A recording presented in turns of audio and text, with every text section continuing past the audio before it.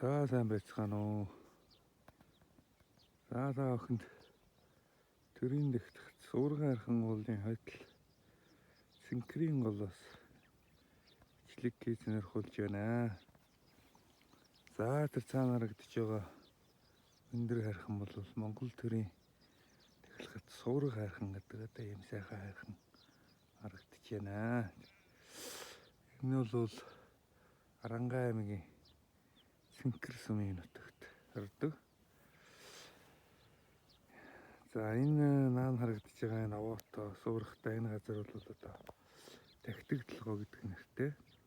За суурга хайрхныг маань эндээс л одоо тахтэг энэ тэглэгийн сан уулын эндээс үлддэг юм байна. За энэ наан одоо харагдаж байгаа энэ гол бол Синкрийн гол гэдэг ийм газар байна.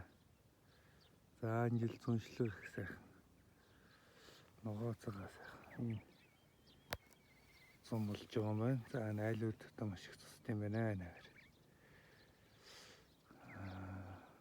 Чигтэр орой хайрхнагээ зорж ирж онцоод одоо ингээ өглөө хайрхныхаа зураг хэргийг аваад явж байна.